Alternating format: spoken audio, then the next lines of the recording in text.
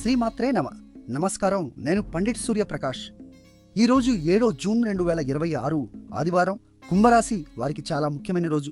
ఎందుకంటే ఈరోజు చంద్రుడు అంటే మీ మనస్సును ప్రతిబింబించే గ్రహం రాహుతో కలిసి మీ మొదటి భావంలో అంటే మీ వ్యక్తిత్వాన్ని సూచించే స్థానంలో ఉన్నారు. దీన్ని గ్రహణ యోగం అంటారు.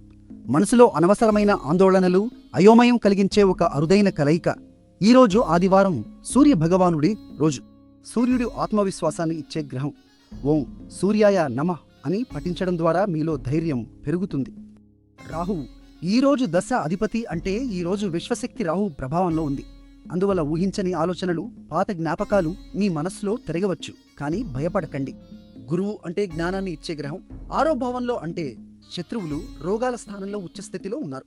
ఇది మీ ఆరోగ్య సమస్యలను తగ్గించే శక్తినిస్తుంది. ఈ రోజు శతభిష నక్షత్రం 100 వైద్యుల నక్షత్రం అని పేరు. ఇది మీకు స్వాభావిక నక్షత్రం కావడంతో ఈరోజు స్వీయ అవగాహన చాలా బలంగా ఉంటుంది. మీ అదృష్ట సంఖ్య 8. నీలం రంగు ధరిస్తే రాహువు ప్రభావం తగ్గుతుంది.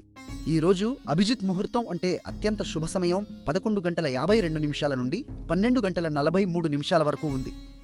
రాహుకాలం అంటే అశుభ సమయం సాయంత్రం 5:08 నుండి 6:45 వరకు ఉంటుంది.